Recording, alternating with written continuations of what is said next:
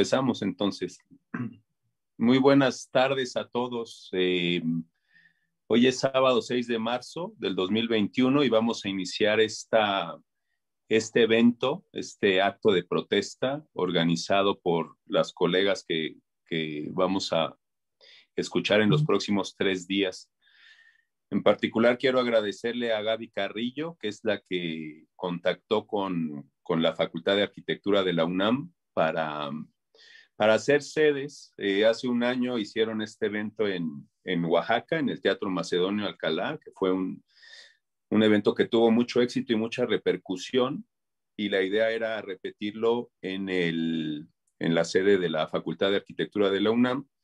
Tristemente, por la situación sanitaria en la que estamos, pues no se pudo realizar ahí, pero bueno, aprovechando esta oportunidad que nos da la tecnología de comunicarnos a distancia, pues tenemos la posibilidad de saludarlos a todos y bueno, sobre todo darle la bienvenida a estas queridas colegas. El día de hoy va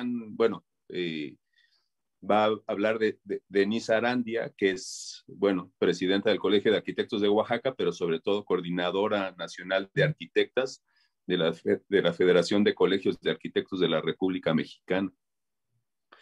Luego vamos a tener la intervención de Gabriel Echegaray, Maggie Peredo y Cristina López Uribe. Cristina actuará como anfitriona porque es colega, es académica de la Facultad de Arquitectura de la UNAM, es la editora de nuestra revista Bitácora Arquitectura.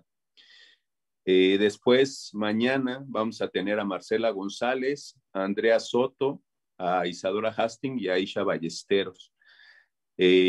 Bueno, Maggie participa hoy desde Guadalajara y Andrea lo hará mañana también desde la Perla Tapatía. Y después el lunes vamos a cerrar con una mesa redonda en la que van a participar Tatiana Bilbao, Frida Escobedo, Loreta Castro, también de la Facultad de Arquitectura de la UNAM, Marcela González, bueno, Marcela, Isadora, Cristina, Aisha y Gabriela van a repetir con la participación en la mesa redonda y también Gaby Carrillo, que es a final de cuentas quien está detrás de toda esta organización. Así que a mí, que llevo 2 semanas, estoy terminando mi segunda semana en el cargo de director de la Facultad de Arquitectura, pues no me queda más que darle la bienvenida a todos y a todas. William Brickman Clark y yo somos, digamos, la cuota de género masculino en este evento, yo como solo para inaugurarlo, y William estará el lunes moderando la mesa de nuestras queridas colegas, así que pues no me queda más que darles la bienvenida a todos los que estén escuchándonos a través de Conectafa, a través de YouTube y Facebook, y pues desearles mucho éxito y que este encuentro pueda seguir, este acto de protesta pueda seguir a lo largo de muchos años y bueno, que rinda sus frutos. No nos cabe duda, desde la Academia Nacional de Arquitectura se está luchando también por alcanzar esta igualdad de género y es una cuestión, digamos, una deuda histórica que tenemos y que nos toca a nuestra generación solventar. Entonces, pues adelante, compañeras. Aquí estaremos escuchándolas con mucho gusto. Le dejo el micrófono a Denise Arandia. Adelante, Denise. Gracias, arquitecto Juan Ignacio. Un gusto estar con todas y todos. Así es, ustedes, Juan Ignacio y William, son la cuota de género el día de hoy. Bienvenidos también. Estamos muy contentas. Le doy principalmente las gracias a Gaby Carrillo, que ha sido realmente una mujer con gran iniciativa para realizar este evento de arquitectura, este evento de protesta, este acto de protesta. Siempre, por supuesto, han sido un gran grupo de arquitectas que no solamente hacen una obra de calidad, sino que tienen una gran calidad humana.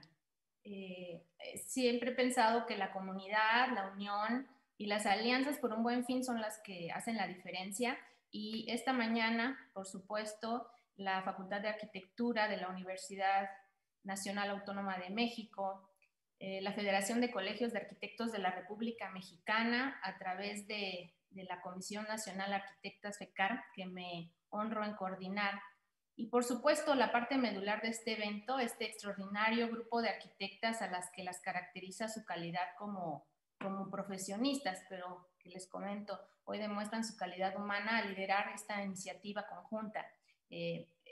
Saludo a mi presidente nacional de la FECAR, el arquitecto Marco Vergara Vázquez, y yo me presento, soy Denise Arán Valencia, coordinadora nacional de Arquitectas FECAR.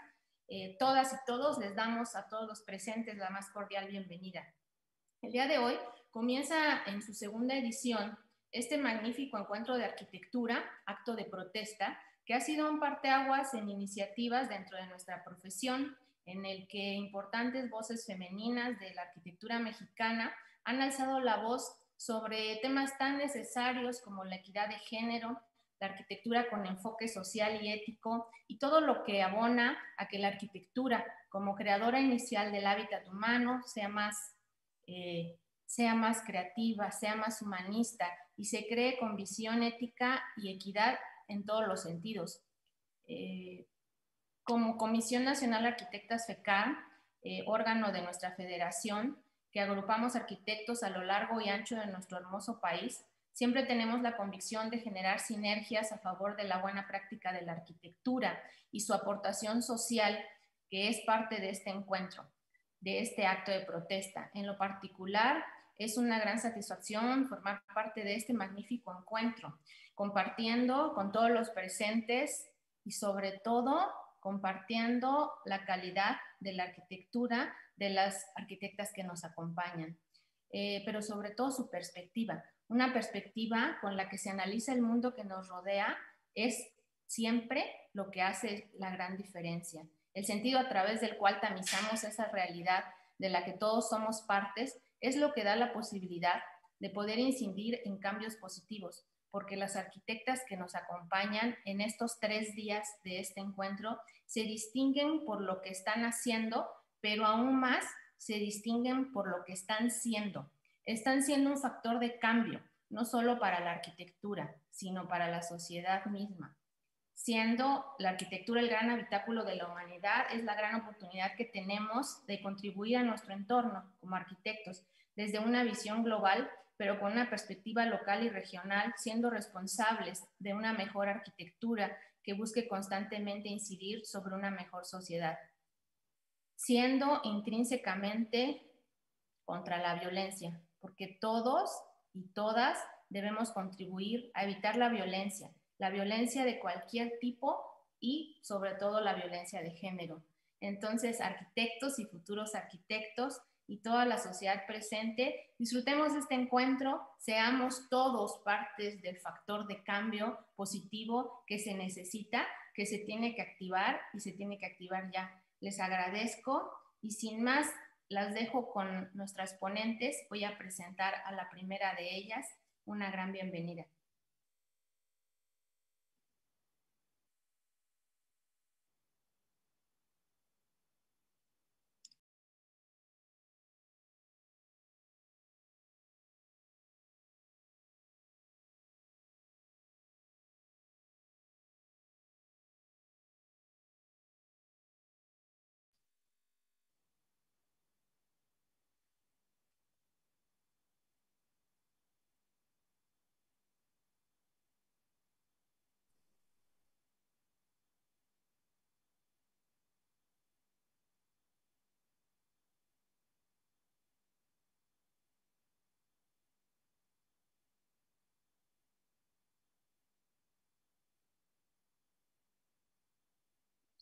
Tengo un asunto en la computadora.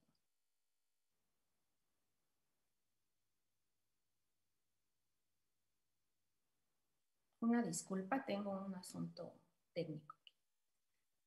Voy a presentar a la arquitecta Maggie Peredo. La arquitecta Maggie Peredo es arquitecta por el Instituto Tecnológico y de Estudios Superiores de Occidente, ITESO 2003, maestra en Teoría e Historia de la Arquitectura por la Escuela Técnica Superior de Arquitectura de Barcelona, de la Universidad Politécnica de Cataluña, UPC, socia fundadora de Estudio Macías Peredo, estudio de arquitectura establecido en la ciudad de Guadalajara, México.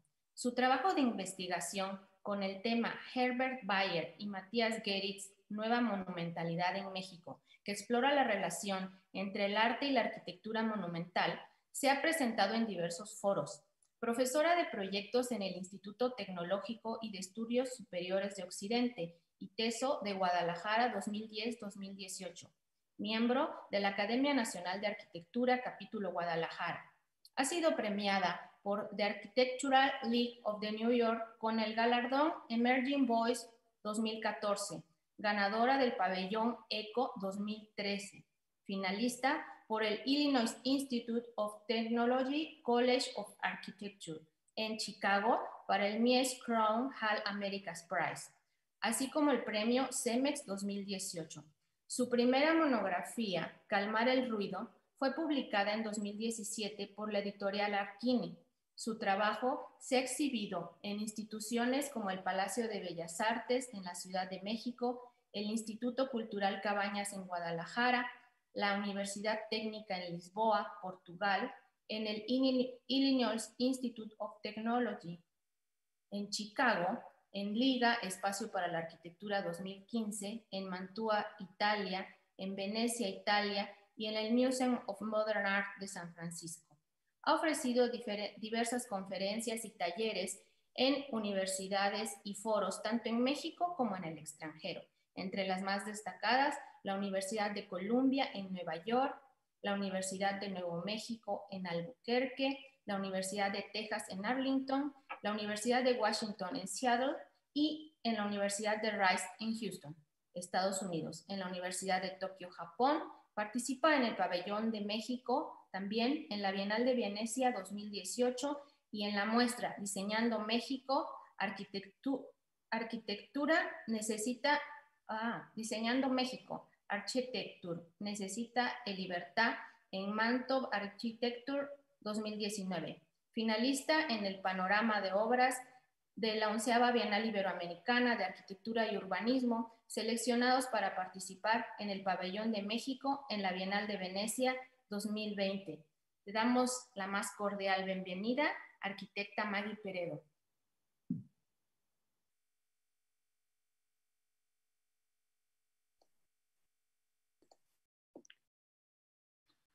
Hola. Hola Maggie, bienvenida. Gracias. Entonces, comparto pantalla.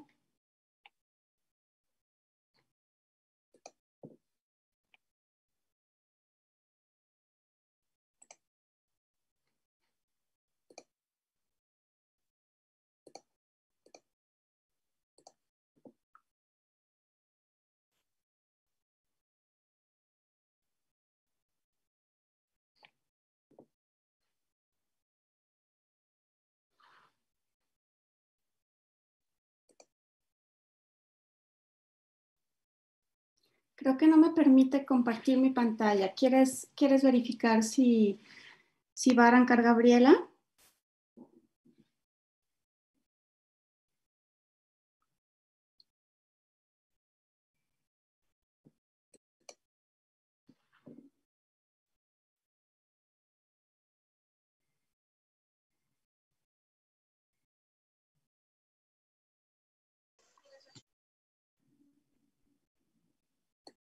Ahí ya puedes compartir pantalla, arquitecta.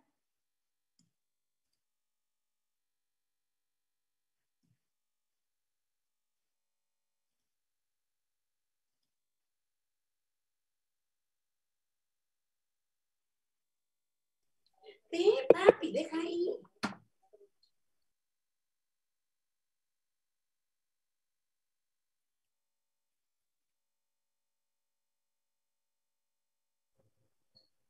Ahí ya puedes compartir pantalla.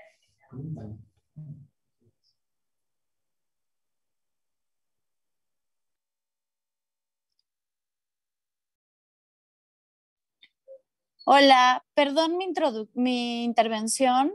¿Me escuchan? Sí, Desgraciadamente, en el plan tiene que iniciar Gaby Echegaray porque ella se va a tener que retirar. Entonces, no sé si es posible que Maggie comience en segundo lugar. por supuesto, sí. Claro que sí. Muchas gracias. Una disculpa. Gracias, Maggie. No, a ustedes.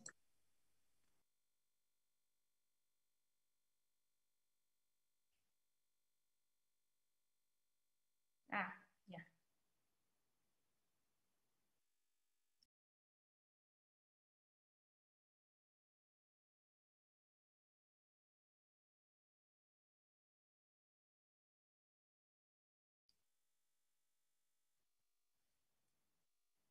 Bienvenida, arquitecta Gabriela Echegaray. La arquitecta Gabriela es arquitecta, curadora e investigadora. Radica en la Ciudad de México. Su trabajo consiste en el diseño de instalaciones, exposiciones, proyectos curatoriales y edificaciones. Su investigación se centra en la arquitectura, el arte, la geografía y en las representaciones que cobran forma en modelos, dibujos, mapas, textos o documentos. Cofundadora de Ambrosi Echegaray, junto con Jorge Ambrosi en 2011, fue nombrada curadora del Pabellón de México para la Bienal de Venecia 2018. Recibió el premio Moira Gemmill Prize 2016. Ambrosi Echegaray fue reconocida como Design Vanguard 2017 y recibió la Architectural League of New York Emerging Voice 2015. Echegaray ha sido invitada a escuelas de arquitectura nacionales e internacionales como crítica y conferencista. Es profesora adjunta en Columbia GSAPP en el programa de maestría en Advanced Architectural Design e imparte un seminario de actualización en Fábrica de Ciudad en Ciudad de México. A través de su trabajo, explora intersecciones en temas que atienden valores sociales, espacio, naturaleza, género, así como exploraciones materiales e inmateriales. Le damos la más cordial bienvenida, arquitecta Gabriela Echegaray.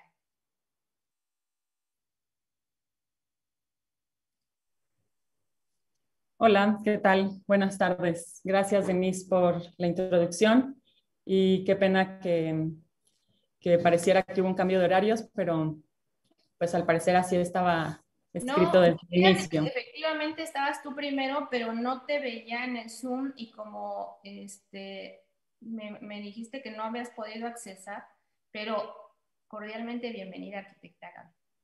Muchas gracias y gracias, Dino, por la introducción. Gracias a todos los que están conectados y llevan un rato esperando a que esto arranque. Y un agradecimiento también especial a Gaby Carrillo por hacer este acto en reunirnos y el motivo fundamental de celebrar el Día Internacional de la Mujer. Les quiero compartir, no sé si ya se ve la presentación. Sí.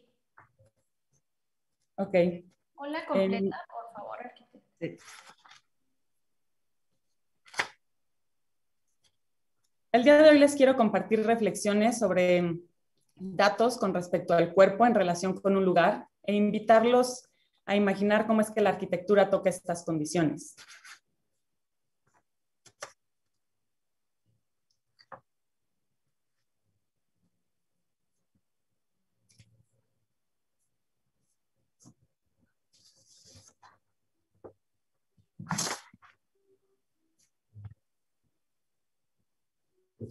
No.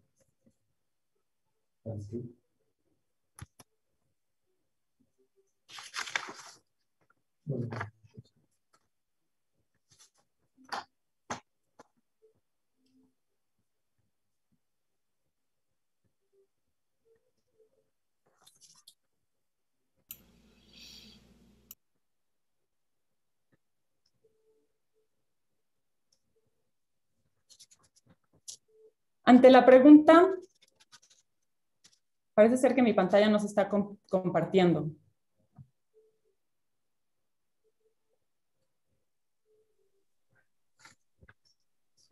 No.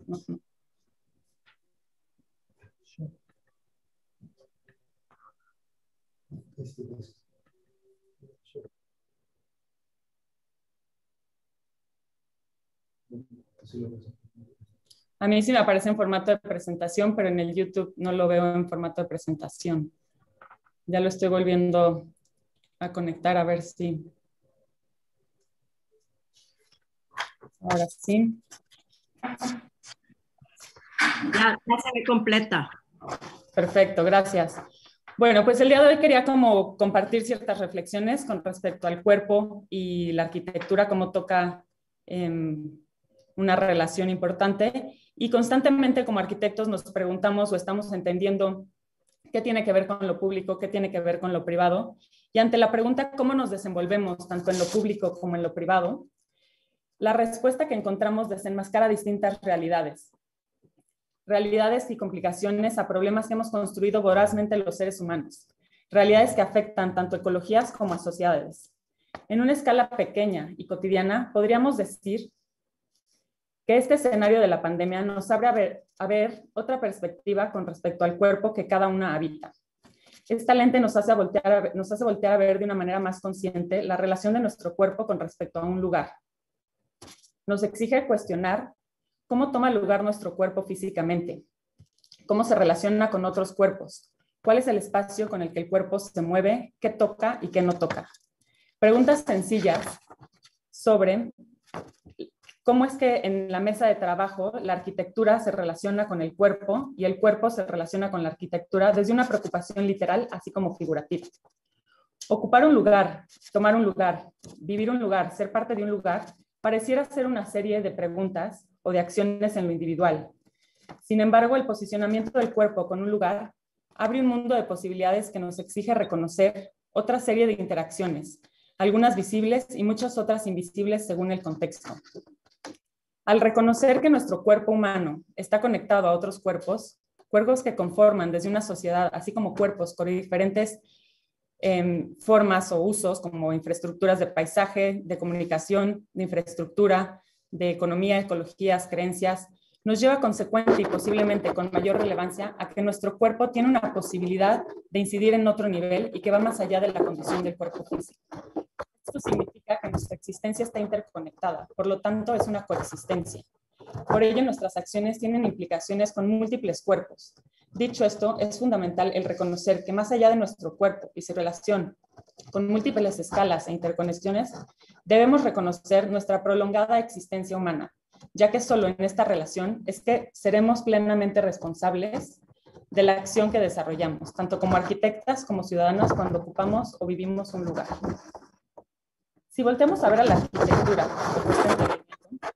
la arquitectura debe de ser un facilitador, un medium, un conducto de investigación, una práctica que evidencia y articula condiciones con relación a un espacio y tiempo.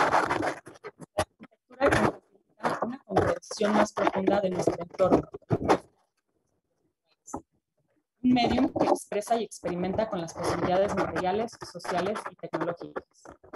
Un conducto de investigación que se pronuncia en diseño, en pensamiento, en aproximaciones o en edificaciones.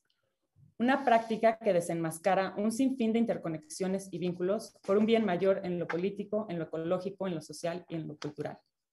Esta última definición, en que nuestra práctica permite poner en evidencia acciones o articular ambientes, alternativas, hacer tangible cierta información a un sinfín de condiciones, tanto políticas, ecológicas y sociales, se entrelaza con nuestro campo de acción cotidiano. Y este es el punto de partida de la conversación de hoy. Y por lo mismo quisiera regresar a la pregunta inicial, en cómo nos desenvolvemos tanto en lo público como en lo privado. Ya que en otra escala, esta diferenciación desenmascara condiciones dependientes al sexo, por ende, al género. La arquitectura ha sido cómplice en fomentar que la esfera privada sea el campo para el desarrollo de la mujer, dejando que sea principalmente el hombre quien domina la esfera de lo público, del mundo exterior. Al hablar de sexo, entendemos la condición biológica que determina si un individuo tiene el cromosoma XX o XY, definiendo el sexo en femenino o masculino. Mientras por género nos referimos a las connotaciones sociales que le hemos impuesto a estos hechos biológicos, el cómo se trata a una mujer porque ella es percibida como mujer. Como mujeres, nuestra relación con el pasado ha sido problemática o también puede ser entendida como silenciada. Por un lado, hemos sido la obsesión central y la represión de toda cultura. Por otro, aún al construir la mitad, hoy la mayoría de la especie en México, en los registros apenas podemos encontrarnos. Frente a esta invisibilización, aparentemente hemos tenido dos caminos que perseguir. El camino de comprender nuestra opresión, aunada a las leyes y sanciones en nuestra contra, y el camino que rompe el silencio, para visibilizarnos y que a menudo resulta en penalizaciones, en violencias al cuerpo de la mujer y si no, en su trabajo siendo malinterpretado o prohibido. De cualquier manera, ambos caminos representan fuerza, atrevimiento, autodeterminación. Las mujeres hemos comenzado a plantear ciertas preguntas que, como observa la filósofa feminista Mary Daly, el modelo del patriarcado se ha declarado ser incuestionable. Y me refiero a comenzado porque creo en la idea de continuidad, tanto de un pensamiento arquitectónico como en la labor que hemos realizado a lo largo de la historia como mujeres, por lo que es difícil reconocer dónde termina el pasado y dónde comienza el presente. Y lejos de suponer que lo que estamos haciendo es un llamado a seguir siendo tradicionales o conservadores, creo que la exploración crítica al pasado, tan atrás en el tiempo como cada una pueda reconocer, puede ser profundamente radical en nuestra comprensión. De igual manera, en los proyectos de arquitectura, tratamos de en donde ahondamos tan atrás como podamos en la historia desde una perspectiva territorial. Es importante realizarse desde una postura crítica y conscientes de las limitaciones de nuestra investigación.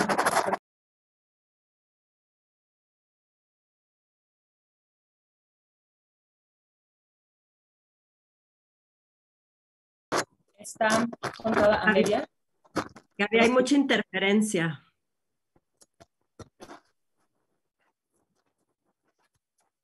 ¿Me escuchan mejor ahí? Sí. Ok. Que la información está contada a medias, que gran parte de la información está contada por un público masculino y este vacío queda en un gran vacío de información y que las verdades entonces están escritas o deben ser entendidas como un medio de verdad e inclusive en el ámbito de la mujer posiblemente ni siquiera sean verdades. La cultura masculina ha dominado el campo del conocimiento, separando al hombre como conocedor de la mujer y de la naturaleza como objeto de conocimiento. Esta condición ha desarrollado polaridades intelectuales que todavía tienen el poder de sesgar nuestra imaginación. Y es que los fundamentos masculinos han dado forma a toda nuestra historia moral e intelectual, más allá de que sean interpretados y llevados a cabo tanto por hombres como por mujeres. Hasta ahora, el intelecto y el espíritu, principalmente masculino, han dominado con respecto a la interpretación de la sociedad y la cultura. Simone de Beauvoir ya cuestionaba en 1949 si cuando hablamos de humanidad, del ser humano en su totalidad, estamos hablando del hombre en su masculinidad. De ser así, ¿dónde queda la mujer? ¿Qué significa ser humano? Quizá estas preguntas en el campo de la arquitectura implican enfocarnos en repensar las realidades ecológicas y tecnológicas que sustentan desde la injusticia y las desigualdades sociales y climáticas, así como cuestionar cómo romper las estructuras patriarcales, capitalistas, colonizadoras que existen dentro del antropocentrismo. En palabras de Simone de Beauvoir, la humanidad es masculina y el hombre no define a la mujer en sí misma, sino como relativa a él. Ella no es considerada un ser autónomo. Él es el sujeto, él es el absoluto, ella es el otro. El problema en el significado social que le atribuimos a este cuerpo, el de la mujer, y la incapacidad socialmente determinada para dar cuenta del cuerpo de ella. En la ola feminista de mediados del siglo XX ha llegado bastante lejos y por lo mismo nos exige aún más que a sus predecedoras, al igual que el patriarcado mismo, el seguir ahondando y en entender cuál es el alcance y la influencia del movimiento antipatriarcal por mujeres. Tal movimiento no está definido por organizaciones, agrupaciones o instituciones específicas, aunque sí existen en abundancia. Esta existencia se muestra en diversas condiciones y escalas a lo largo de los continentes, desde niveles pragmáticos y locales, así como en redes de comunicaciones formales e informales. Constituye en sí un campo consciente, creciente de análisis y teoría, que busca la revalorización en múltiples aspectos de lo que hoy significa ser humano. Como declaró Hillary Clinton, los derechos humanos son derechos de las mujeres. Los derechos de las mujeres son derechos humanos. Estas olas de feminismo han provocado cambios decisivos en el valor, las relaciones y la identidad entre las mujeres de todas las edades y niveles económicos, incluso en mujeres que no se consideran feministas. Dentro de estos cambios, muchos parecen caer en lo privado, pequeño e inconsecuente, pero cada cambio y cada lucha, multiplicada por miles, ayudan en la continuidad por crear un nuevo clima de percepción y por poder ratificar nuestra imaginación, nuestros modos de pensar y de vivir. Adrienne Rich, en su libro Of Women Born, presenta que para liberar verdaderamente a la mujer se debe cambiar el pensamiento mismo, reintegrar lo que se ha llamado inconsciente, subjetivo y emocional con estructural, racional e intelectual. En otras palabras, conectar la prosa y la pasión. Y finalmente, aniquilar estas dicotomías. Estas dicotomías que se fundamentan y coexisten en el mundo exterior de categorías patriarcales que responden a estereotipos de autoritarismo, de militarismo, de nacionalismo, de ser hombre, mientras que no caben en una visión feminista o humana. El sistema de oposiciones, en donde masculinidad tiene como dualidad la feminidad, tal estereotipo se ha construido culturalmente. Los medios representan al hombre normal, responsable, trabajador y la persona que toma las decisiones dentro del hogar. Y al paralelo, que contribuyen en el mundo exterior, mientras que las mujeres son vistas como la figura materna, pasiva, o como un mero objeto sexualizado que se desenvuelve en el ámbito privado en un campo que no genera conocimiento. La idea de que el hogar y sus cuidados y empleos es el verdadero ámbito de la mujer se define por primera vez en la Revolución Industrial. Por primera vez, la productividad de la mujer, aparte de la reproductividad, fue vista como una pérdida de tiempo, de propiedad, de moral, de la salud y de vida. Se advierte a las mujeres que su ausencia en casa no solo significaría el abandono de sus hijos, sino que si no lograban crear las comunidades dentro del hogar, el hombre se iría a las tabernas. El bienestar de los hombres y los niños se inculcó como la verdadera misión de la mujer. Aún hoy en día, esta situación mantiene a las mujeres con trabajos, ya sea de medio tiempo, con sueldos menores a los hombres o con cuidados no remunerados. Esta última condición es la más significativa por el impacto en la vida de las mujeres en todo el mundo. Las mujeres hacen mucho más de lo que nos corresponde en este trabajo, reconociendo que es un trabajo necesario y que sin el cual nuestras vidas se desestabilizan. Y al igual que con la violencia masculina contra las mujeres, la biología de lo femenino no es la razón por la cual se deba educar para esperar y aceptar lo anterior como el papel que se le asigna a una mujer. El poder es tanto una palabra primordial como una relación primordial bajo el patriarcado, y el cuerpo de la mujer es el terreno en el que se erige. Las dicotomías de poder se encarnan en el cuerpo de la mujer, en el cual es propiedad del hombre y territorio de disputa ante la búsqueda de derechos y de una sociedad igualitaria. El poder de la mujer como madre es un poder domesticado. Entre 1945 y 1947, Louise Bourgeois realizó una serie de pinturas representando la conexión entre el cuerpo de la mujer y el espacio de la casa. Al dejar las piernas y el sexo, un símbolo de género, pero reemplazando el busto y la cabeza por una casa. Estos dibujos representan una cierta ideología relacionada con el pensamiento patriarcal. Las mujeres se quedan con las piernas y las manos para asumir sus tareas, para cubrir el papel como madres, esposas, pero se les quita la cabeza y se reemplaza por el hogar. Lo único en lo que deben de invertir su pensamiento. Resulta válido cuestionarse qué tipo de sociedad hemos ido construyendo con base en estos fundamentos, fortaleciendo el patriarcado como organización social que hace posible la existencia y funcionalismo del capitalismo. Los recursos se distribuyen bajo estas direcciones del interior del hogar y el exterior de la esfera privada y pública.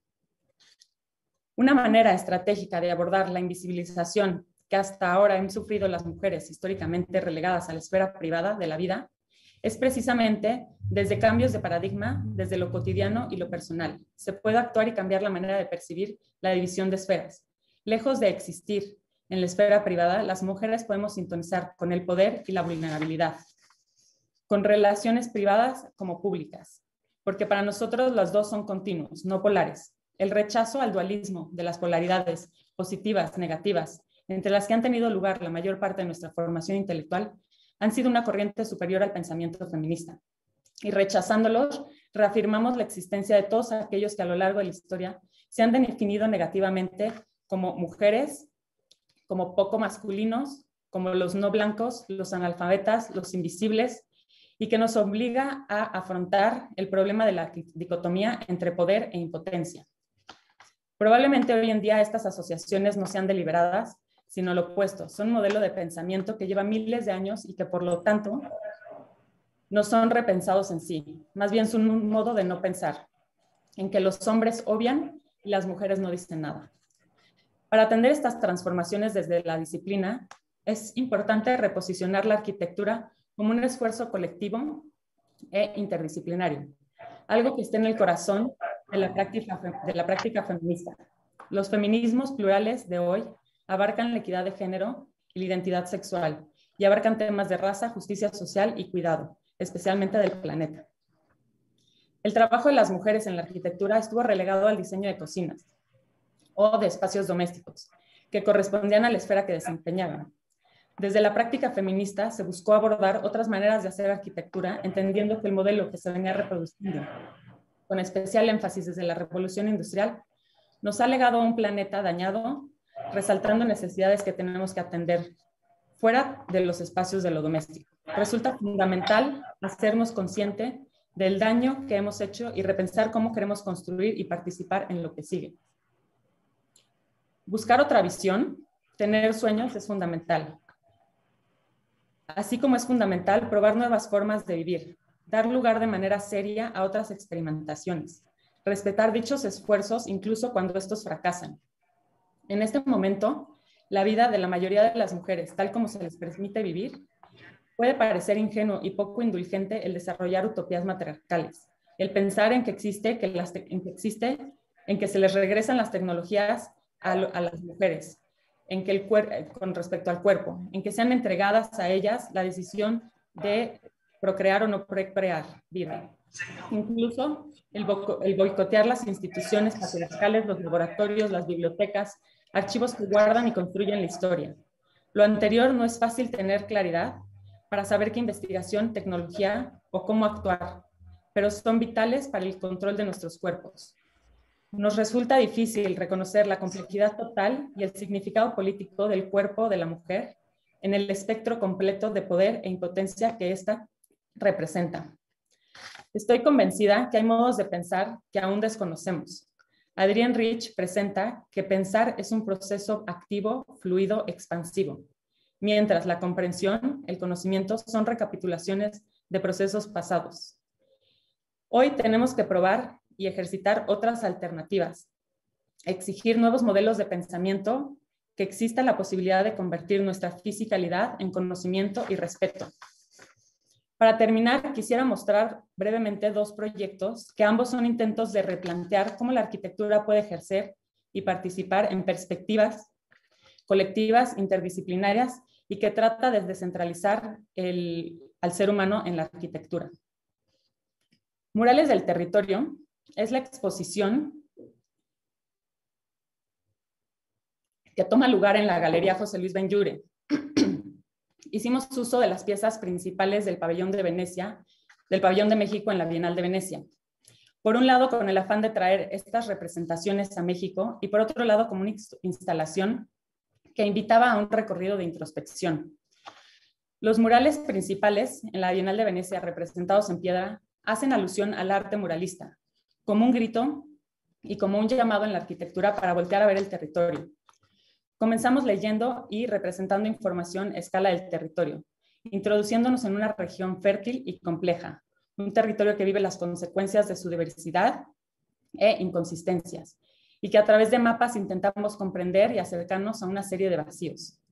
Vacíos que hablan del potencial que existe en todo aquello que aún no existe, así como vacíos que colapsan por falta de comprensión, de atención y de ejercer otra manera de pensar. Vacíos, a su vez, que dejamos al arrasar con la flora y con la fauna, con la diversidad y con los recursos naturales, con tecnologías y desigualdades climáticas.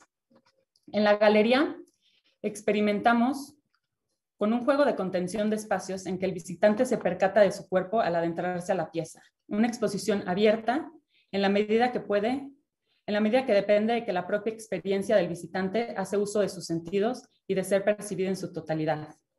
Abierta en un sucesivo pasar de escalas y de espacios. El primer vacío, el del vacío de la galería, se recrea un espacio contenido entre estas dos superficies curvas. A su vez, le sigue un último vacío delimitado por los murales de piedra. Y este juego de vacíos no es explícito ni evidente, sino que se transita y se descubre. Una vez que se accede al interior de la superficie curva, el visitante empieza a ser consciente de su presencia en un espacio comprendido y expandido, evocado por las superficies ortogonales en las que él se refleja. En ese momento, el sujeto solo puede mirarse a sí mismo y reconocerse, encontrarse como un caminante entre una superficie curva y ortogonal. Al cruzar el último umbral, el espacio contenido con los murales del territorio, los dos murales paralelos delimitan el vacío ortogonal. Aparentemente lo mismo, estos murales obligan al visitante a reconocer el territorio como propio, a pesar de no tener fronteras evidentes. En ambos, el territorio de México está desnudo para el visitante, y lo hace a través de sus caras más crudas, la orografía y la batimetría. Tallado en piedra, el territorio mexicano se exhibe desde la materialidad, más que desde el vacío, mostrando su carácter antropomórfico a través de la dimensión tectónica de la piedra. Por tanto, toda posible reflexión sobre el territorio se hace a partir de su geografía y de su historia, es decir, el cuerpo desnudo de la tierra que se habita. En el mural opuesto se sustraen vacíos al relieve, pero solo en aquellos tramos devastados por fuerzas naturales y antrópicas, evidenciando de manera concreta el material y la extrema pobreza, los errores humanos, las transformaciones dañinas del territorio o la inexorabilidad de las catástrofes naturales. Ambos murales sugieren que el sujeto se reconozca nuevamente, pero esta vez no como individuo, sino como perteneciente a un territorio. Pero pertenecer a un territorio no significa solo comprender sus debilidades, fortalezas, olores, climas, colores. Significa también comprender cultura, problemas sociales, la vitalidad telúrica de su gente y el carácter ancestral de sus costumbres. Para ello se invita al sujeto no solo a adaptarse reconociendo su territorio, sino también se obliga a reconocerse en él. Tocar en él como acto particular, en el sentido que permite al ser humano identificarse como sujeto, en la medida que permite no solo percibir que estamos tocando algo, sino también que estamos siendo tocados. Por lo tanto, este sentido nos hace hacernos conscientes de nuestro cuerpo. Y es precisamente este sentido que en este último espacio nos invita a activar la tactilidad del territorio mexicano. Así, un lugar Morales del territorio es un viaje sereno de lo individual a lo colectivo. El siguiente proyecto parte de un grupo de proyectos, de pabellones que están en el contexto de la Fundación Casa Guavi, entre los cuales se han invitado otros arquitectos a hacer un pabellón de barro, gallinero, paisaje, composta, y entre ellos arquitectos Kuma, Cala, Chisisa y Solano Benítez. A nosotros nos invitan a hacer un pabellón para el guayacán. El guayacán es una planta que está en un bajo riesgo de peligro de extinción. Es un árbol que se encuentra a lo largo de la costa del Pacífico mexicano, principalmente en climas cálidos. Para cultivar y trabajar con esta especie en bajo riesgo, fue necesario constituir un marco legal para obtener la aprobación federal del gobierno. Así que el proyecto se enmarcó dentro de una unidad de manejo ambiental, una UMA. Nosotros quisimos abordar este pabellón como un vivero, y desde lo que el vivero significa, un espacio para nutrir y observar esta especie. Sabíamos que el viverista operaría a ras de piso, trasplantando la especie de bolsas pequeñas a bolsas mayores, conforme fuera creciendo, por lo que veíamos que la arquitectura, como un cuerpo vivo, podría darnos la posibilidad de cuidarse a sí mismo, así como también de cuidar de los demás. Este cuerpo construido debía dar espacio para contener otras formas de vida, para albergar acciones sistémicas entre sí. Imaginamos el pabellón trabajando como un agente que media las relaciones entre la planta y quien la cuida o la trabaja, interconectados con el suelo, con la necesidad de agua o de sombra respectivamente, con mesas para las plantas expuestas al sol, al aire, al clima drástico. El pabellón del Guayacán fue pensado como un umbral, un espacio de mediación, excavado al centro y en su interior las plantas son las primeras en producirse y en tomar el espacio. Se mantiene al nivel del suelo, mientras la actividad humana se desplaza 1 metro por debajo del nivel de tierra como un acto de articulación. Esta acción da la posibilidad de observar, tocar y cuidar los brotes en una mejor posición física para hacerlo. También concentra la humedad que emerge del suelo húmedo, creando un microclima que beneficia a las plantas. El umbral está marcado por una losa inundada y un depósito de agua, en una especie de fuente que reconoce la relación que está entrelazada entre el árbol y el agua.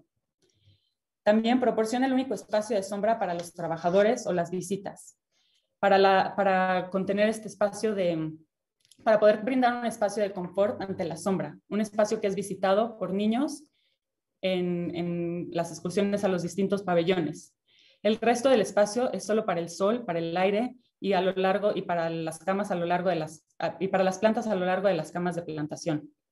Un espacio vacío que evidencia la transición entre las lluvias y las sequías, en que en los momentos de mayor lluvia el nivel del agua llega a tocar el subsuelo de las camas.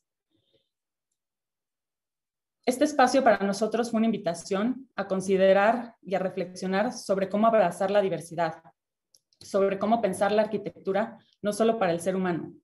Y quizás para cerrar me gustaría hacerles la invitación a que estas reflexiones puedan servir para abrazar la diversidad, para que al diseñar, cuando creemos que la arquitectura puede construir, que construya realmente lazos de ética y de responsabilidad, en donde se construyan condiciones diversas para todas las especies a favor de la vida.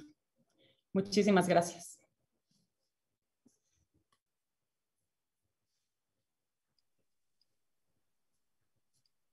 Gracias, arquitecta Gabriela Echegaray, una gran ponencia la que nos acabas de dar. Conocimiento y tu sensibilidad están a la vista. Muchas gracias, arquitecta. Vamos a continuar con el programa que tenemos hoy, presentando a la arquitecta Maggie Peredo. Ya leí su semblanza por un asunto ahí técnico, nos traspapelamos y leí la semblanza de la arquitecta Maggie Peredo, una gran arquitecta mexicana que a continuación nos va a compartir su experiencia y tema para esta tarde. Bienvenida, Maggie Peredo. Hola, muchas gracias. Voy a...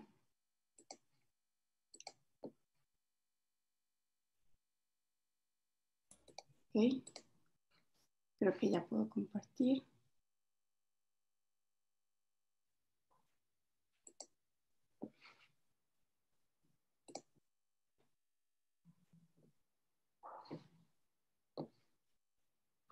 ¿Ya se ve la pantalla? ¿Y se escucha bien? ¿Sí? Sí, se ve y se escucha. Muy bien. Bueno, pues un honor estar hoy participando en este foro lleno de colegas que admiro y respeto muchísimo. Gracias, Gaby Carrillo, por convocarnos. Gracias a la UNAM, a la FECARM y a quienes se han conectado el día de hoy a escucharnos.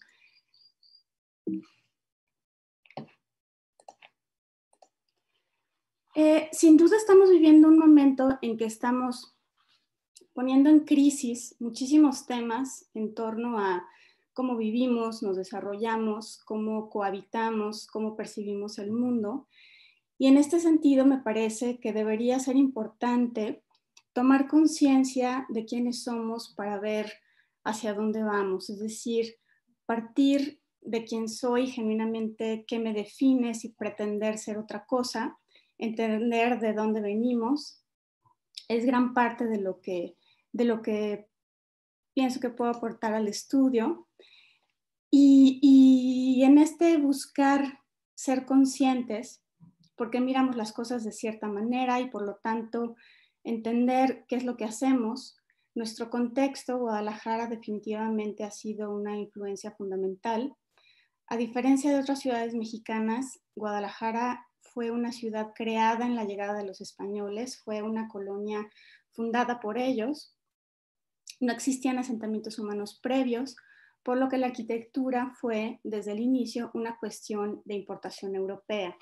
El gran auge y crecimiento de esta ciudad vino, como en gran parte del mundo en el siglo XX, con la importación de modelos de arquitectura extranjeros, en su mayoría modernos, lecorbusierianos, como se ve aquí, pero también hubo un grupo de influencias mediterráneas lideradas por Luis Barragán en su arquitectura emergente inspirada en sus viajes al Mediterráneo.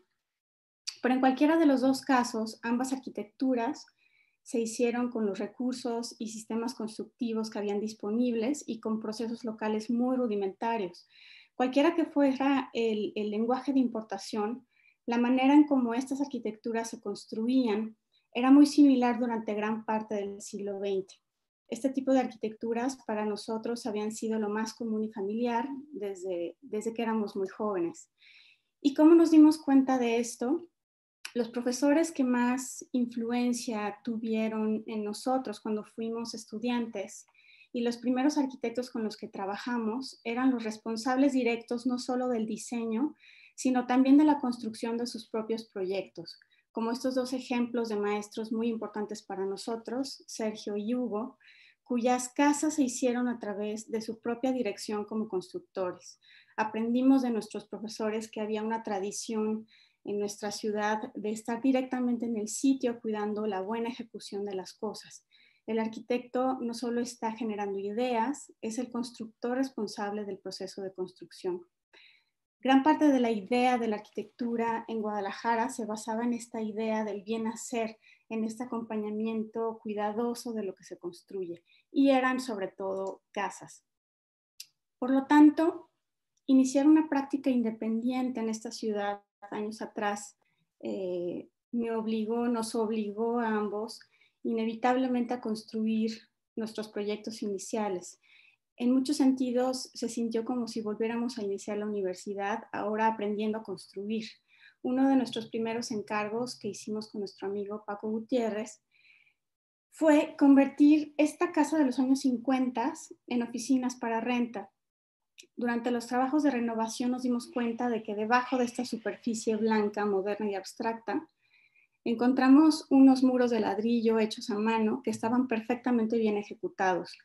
Y fue una revelación ver que este sistema se había ocultado completamente por una pretensión de pertenecer a una arquitectura global, en este caso moderna.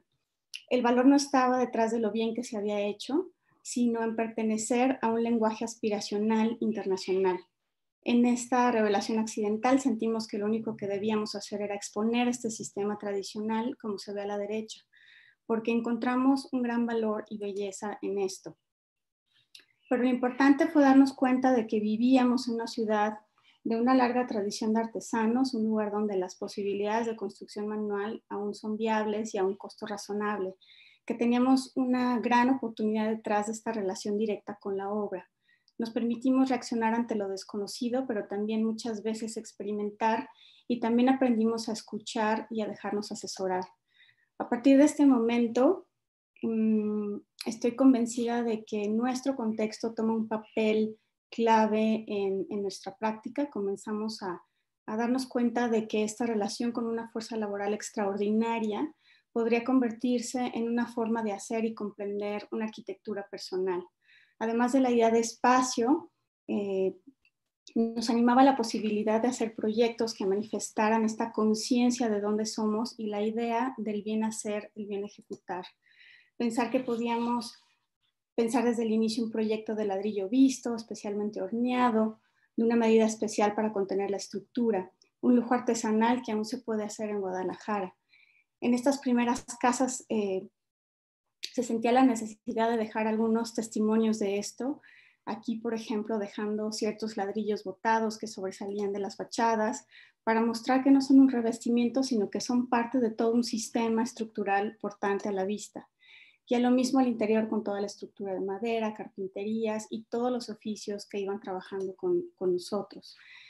Ser parte del performance, del proceso de construcción desde el inicio, nos reveló mucho de lo que ahora nos interesa, a medida que que nuestro estudio comenzó a crecer y ya no solo empezábamos a hacer este tipo de pabellones, tuvimos que dejar el rol de constructores. Sin embargo, no nos imaginamos hacer un proyecto en el que no estemos involucrados en el proceso de construcción, porque nos hemos hecho de una manera en la cual terminamos de definir muchas situaciones directamente en el proceso de obra de nuestros proyectos.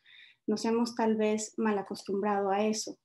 Por ejemplo, estar ahí para definir qué tipo de aplanado queremos, experimentando con los maestros albañiles, la textura, los pigmentos, los aditivos para obtener un estuco correcto, o cómo hacer traves de concreto prefabricadas en sitio que puedan conectarse posteriormente al resto de la estructura, o cómo hacer impermeable un tabique de arcilla rojizo, bautizando cada uno de ellos al irlos colocando. Y cada vez esta conciencia de nuestro entorno y sus propias maneras de hacer se vuelve más fuerte para nosotros. Y en esta relación directa con el proceso de construcción de la arquitectura. En ese sentido, es interesante ver cómo varios de los primeros ejercicios de vivienda vertical de los 60, 70 en la ciudad de Guadalajara han sido así, hecho con el mismo sistema de muros tradicionales que de una casa común. Podría parecer que se apilaron 5 casas. Con los recursos a la mano y con muros portantes se hicieron estos primeros ejercicios titubeantes de edificios en altura, y algo que nos parecía muy común ahora nos parece extraordinario y revelador, especialmente cuando hemos dejado la ciudad y vemos que en otros lugares esto no es tan común o no existe. Entonces, cuando empezamos a recibir nuestros primeros encargos de vivienda vertical en nuestra ciudad, nos preguntamos si era posible hacer un edificio en altura donde los muros fueran portantes también. Se podrá proponer esto a pesar de las condiciones actuales de tiempo, de economía, de sistemas constructivos preferidos por los desarrolladores de vivienda. En fin, en este ejercicio propusimos precisamente un sistema de muros de concreto que cargan toda la estructura de hasta 8 niveles. No está hecho de columnas o marcos de concreto, está hecho de muros que soportan todo el edificio. Con los muros de concreto conseguimos espacios libres al interior y creamos aberturas controladas para reducir el impacto del ruido de las grandes avenidas y lograr mayor intimidad como en el edificio que vimos anteriormente.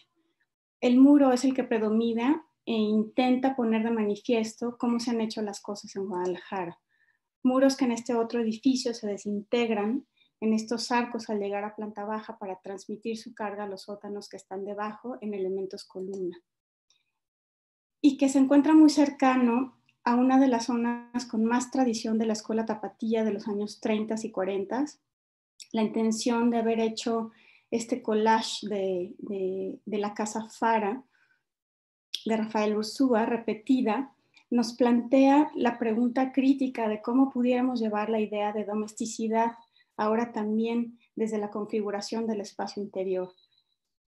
Es decir, apilar casas es un ejercicio abierto que seguimos aún explorando, intentando darle un significado más sólido a esta idea porque nos interesa nuestra ciudad. Y ahora me gustaría pasar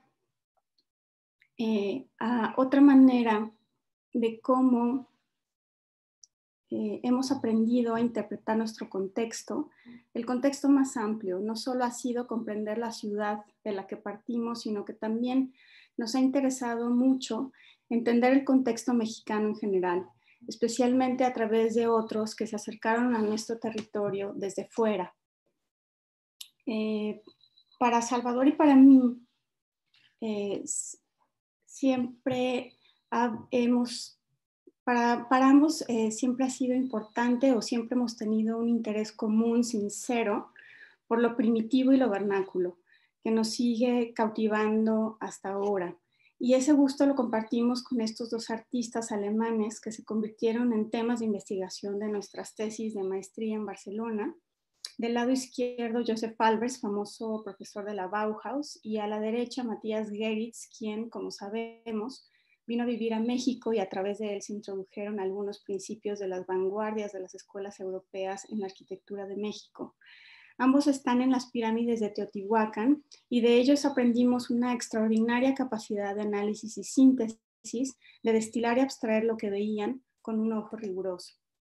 Por ejemplo, Albers tomó estas fotografías durante sus muchos viajes a México en los años 40. Tomó cientos de ellas y posteriormente le servían como estudios abstractos de forma y geometría, aquí con sus alumnos mostrando una diagonal de esos dibujos como la diagonal de las pirámides. Y por otro lado, la escultura de Geritz, siempre influida por esta primitiva monumentalidad mexicana y el arraigo al paisaje mexicano. De hecho, Geritz solía decir que México es el país donde todo es posible. Y algo que nos ha interesado particularmente de él es entender cómo un extranjero se vuelve local al entender el entorno donde trabaja. Aquí está Geritz cortando un guaje sobre un piso de barro.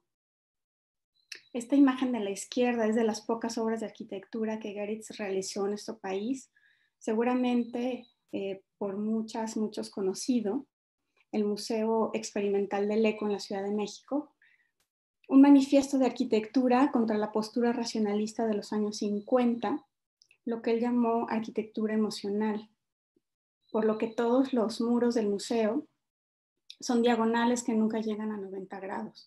Tuvimos la oportunidad de desarrollar una intervención temporal en el patio que permitiera otras formas de utilizar el espacio. Así que pensamos en establecer una aproximación directa con la obra, levantando todo el suelo del patio, construyendo una nueva diagonal, pero cubriéndola con el mismo cuarterón de barro original del patio, el mismo en el que Geritz estaba sentado trabajando. Y con eso pudimos construir una pieza con la memoria de su condición original. Con un gesto pudimos borrar el muro bajo que divide el museo con la calle, construyendo un puente, un mirador hacia el parque que está enfrente de él. La pregunta era, ¿será posible leer de una manera distinta el mismo espacio mediante una acción silenciosa, incluso que para alguien pudiera parecer que siempre había sido así? Hace poco me preguntaban cuál era el encargo que personalmente yo había disfrutado más hasta hoy de nuestro estudio, y yo, sin pensarlo mucho, les decía que sin duda era este, ¿no? Por la simplicidad y el poder que tuvo también de intervenir el espacio. Y después otro ejercicio muy similar, donde antiguamente era la Galería de Liga en Avenidas Insurgentes, y donde nuevamente queríamos voltear a ver con una mirada más profunda, casi extranjera, lo que se encontraba allí. Otra vez volteamos al piso, en este caso de piedra volcánica negra, y nos dimos cuenta que para obtener este piso laminado y reticular de recinto, la piedra irregular de la montaña tuvo que ser manipulada y cortada. Las piezas que se ven encima de este tráiler son los sobrantes de ese proceso, son desechos de piedra irregular.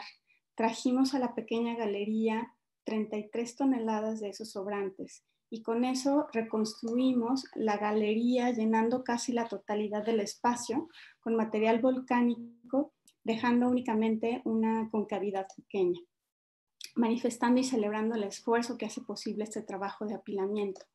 Y por otro lado, buscando esa capacidad de abstracción y síntesis aprendida de nuestros artistas extranjeros, partiendo de la observación del sitio de manera profunda.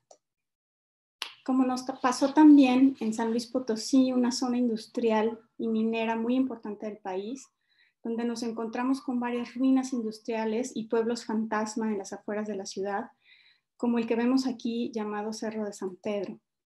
En esta ciudad estamos ya muy cerca de terminar un edificio de oficinas en colaboración con el estudio de Manuel Cervantes. Tuvimos que excavar 3 sótanos en la dura piedra, y con esa misma piedra ahora estamos haciendo una casa y una capilla en los alrededores. Pero lo que buscábamos era que de la línea de tierra hacia abajo, la nueva estructura de concreto se funcionara con la piedra excavada en íntima relación. Y a medida que emergía hacia arriba el edificio, la tectónica evocara un aspecto de vestigio que recuerda estas antiguas industrias mineras. Imaginábamos que el proyecto podría ser una ruina más como las que nos encontramos, y de esta manera convivir con el paisaje árido, rocoso, semidesértico, como si esto hubiera estado aquí siempre. De nuevo, como extranjeros que intentan construir un diálogo con el lugar. Y por último, en este sentido, como este caso de un encargo de unas fábricas en el paisaje de Jalisco, un lugar rodeado de granjas, tejabanes, mezquites y huizaches, que conviven con el suelo arcilloso y rocoso en una ladera de un arroyo de temporal. Un paisaje casi de carácter rulfiano. Estas fábricas se van adecuando a la topografía natural y el color de las estructuras imitan de algún modo la tierra del lugar. Mientras al exterior los muros y contrafuertes recuerdan a otras estructuras preexistentes de la zona, al interior unos patios permiten la luz adecuada para el trabajo industrial. Creemos en la historia como un mecanismo que hace posible crear edificios cargados de conocimiento. Para nosotros, la historia no es algo rígido, se necesita creatividad para usarla. No me refiero solo a la historia documental, sino también a la memoria y las reminiscencias de un lugar específico. Si queremos hacer una arquitectura consciente, sostenible y lógica, debemos aprender a comprender un sitio a través de sus historias. Allí podemos encontrar las claves para hacer una arquitectura que realmente pertenezca al lugar y al mismo tiempo saber leer las oportunidades de nuestro presente y hacer que la historia sea útil. En ese sentido, nos sentimos afines y abiertos a traer cosas a la mesa y hacerlas convivir si son apropiadas para un caso específico sin prejuicios. Aquí estamos relacionando imágenes sacadas de los libros que hemos adquirido, que tienen técnicas similares, todas hechas a mano, pero que son de autores, épocas y lugares totalmente distintos. Este collage es una pieza nueva a partir de fragmentos de otros documentos. Me imagino así haciendo proyectos de arquitectura. Aquí, nuevamente, un collage de un sitio imaginario donde conviven la cabaña maya tradicional, que después de 2000 años sigue utilizándose en la región maya de México, y la paradigmática Farnsworth House, que curiosamente, y en comparación a la otra, ya no funciona como casa. Nos gusta pensar que estas dos arquitecturas no son tan distantes. Para nosotros, más allá de la técnica, no hay diferencias significativas entre ellas. Nos gusta creer que a través de esta idea de memoria y de tradiciones, como nuestro trabajo establece una continuidad, lo que significa que no intenta comenzar de cero ni interferir, sino que intenta conciliar la historia del sitio con su presente. Y ya que he mencionado la cabaña maya, cuando nos invitaron a hacer un pequeño hotel en la península de Yucatán, en la isla llamada Holbox, pensamos en la choza maya, donde la estructura de madera de cedro reinterpreta los techos originales de las chozas mayas que permiten flexibilidad en la resistencia de los huracanes, mientras los muros son un cierre independiente que simplemente marcan el límite del espacio horizontal. Lo que tenemos aquí es un collage de dos arquitecturas en tensión, una ligera, tejida, tradicional, hecha a mano en el interior, y una sólida, blanca y abstracta en el exterior, donde se está rodeado por este paisaje masivo de muros que no cargan la cubierta, solo son mamparas divisorias. Nos gusta pensar que ahora las chozas mayas están inundadas y su comunicación es a través del agua. Incluso propusimos una pequeña torre mirador para contemplar la isla en la esquina. Por un lado, este elemento nos recordaba a este palacio de Palenque, una de las estructuras que más nos interesan en el área maya, y por otro tenía una reminiscencia de un pequeño rascacielos contemporáneo colocado en el borde de este terreno triangular. Este es el tipo de contradicciones y dualidades que nos confrontan y que nos interesa y nos atrae a abordar. Vone X, este talentoso amigo arquitecto del estudio de productora, hizo este dibujo en torno al trabajo del estudio que tituló Una vara sobre una viga, algo tomado directamente de la naturaleza, apenas transformado, contra una viga de concreto que requiere cierta técnica para ser posible. Hicimos conciencia de este ingrediente en nuestro trabajo y nos interesó porque habla de la capacidad de unir cosas, aunque puedan ser totalmente opuestas. En esta casa en el Océano Pacífico, que hicimos con Coarquitectura, hubo una demanda y un deseo de usar palapas tradicionales de la localidad, pero también descubrimos que un mat building o edificio maya podría ser una estrategia para garantizar una continuidad visual del paisaje y ver el horizonte del mar sin interrupciones. Nos preguntamos si podíamos hacer que ambos sistemas pudieran funcionar juntos. Y así lo hicimos. Una estructura de concreto se eleva desde el suelo hasta conectarse con la estructura orgánica de la palabra. Nos sorprendió cómo en el momento en que una estructura entra en contacto con la otra puede provocar una lectura tan distinta de ambas, especialmente cuando existe una correlación estructural tan clara entre una y otra, como se puede ver aquí. Nuestro collage de arquitecturas. Para el proyecto de una casa que buscaba gran privacidad del exterior, pensamos en la estrategia de un claustro, una arquitectura concéntrica. Queríamos buscar ese vacío central y la horizontalidad al mismo tiempo, como la imagen de la ladrillera que se encuentra a la izquierda, o de las casas de la pradera de Wright. A diferencia de los claustros convencionales de los monasterios, donde el patio está bordeado por un corredor semiabierto, aquí ese espacio se convierte casi siempre en el interior de esta casa y en otros casos en terrazas. El vacío central es una especie de gran distribuidor sin techo, sin uso, donde el único propósito es vivir la experiencia de mirarlo o atravesarlo.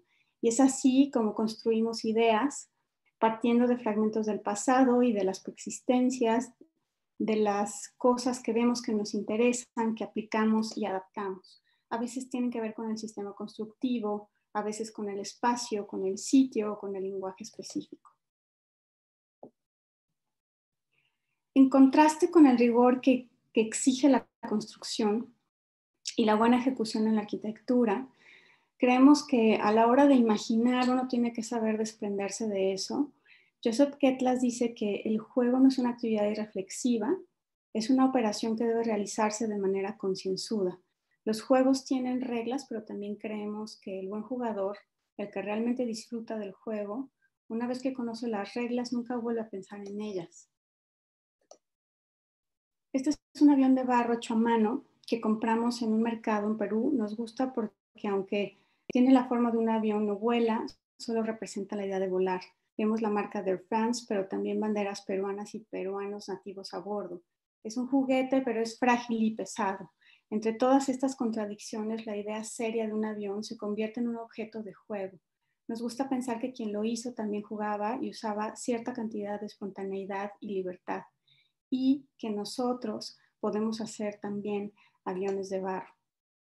Y así, jugando, emprendimos la aventura de resolver un encargo de una escuela para niños Montessori en Mazatlán, invitados por nuestro socio Eric Pérez, donde solo tuvimos 6 meses para que se concluyera la primera etapa del plan maestro antes del inicio del año escolar. María Montessori propuso que el docente no debería ser una autoridad frontal, sino una guía que se mueve alrededor de los niños. El centro es el escenario para que todo suceda. El aula concéntrica más básica fue transformándose en un hexágono basado en las 6 áreas de aprendizaje Montessori. Establecimos una trama y jugamos con todos los hexágonos que pudimos encajar en ella, probando la relación que iba surgiendo entre ellos y qué tipo de vacíos resultaban de eso.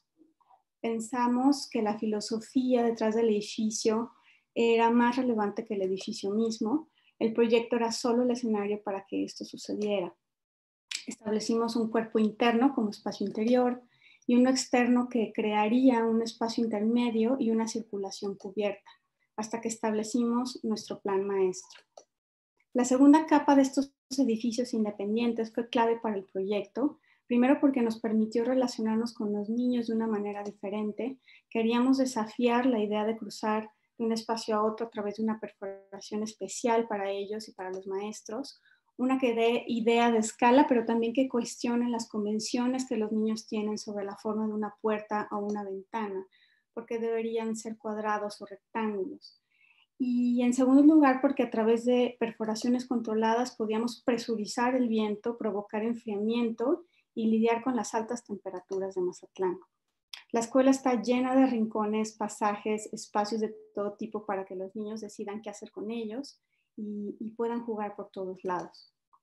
Esperábamos que al nosotros jugar, haciéndolo, también ellos lo encontraran divertido. O en esta casa preexistente, en una zona de valor patrimonial, donde era obligatorio preservar intacta la primer crujía. El área libre de intervención que quedó atrás era un estrecho cajón vacío atrapado por los muros de las casas vecinas. Decidimos no construir con muros, sino con traves y puentes, porque ya habían muchos muros. Parecía lógico entonces establecer la regla de no de no tenerlos, no tener más muros. El juego ya no se trataba de cerrar el espacio, sino de abrirlo. Y nos dijimos, no tengamos ninguna estructura vertical, juguemos con traves y losas suspendidas, traves que liberen el claro de lado a lado y traves que incluso pueda crecer la vegetación en ellas como parte del nuevo paisaje. Y aquí, como el nuevo programa queda suspendido por estas losas o estantes que se apoyan sobre estas grandes traves. Aquí se puede ver la conexión entre los espacios existentes y los nuevos de planta libre, y a pesar de tener tan pocos metros cuadrados, la luz y la ventilación fluyen libremente a través de todos estos elementos. O también este caso muy similar, condicionado por el perímetro de vecinos, donde había que construir 4 niveles y 3 casas distintas, por lo que las losas debían irse perforando para introducir un gradiente de luz que atravesara el edificio verticalmente. Esto nos desafió la idea de llevar la ventilación natural a tantos espacios como fuera posible. Quizás sea más fácil ver la estrategia con la que jugamos desde la comunicación vertical del edificio. A medida que uno recorre el edificio, de arriba abajo, puede encontrar todo tipo de espacios abiertos en todas las casas y todos los niveles. Logramos que casi todos los espacios del proyecto ventilaran y se iluminaran naturalmente.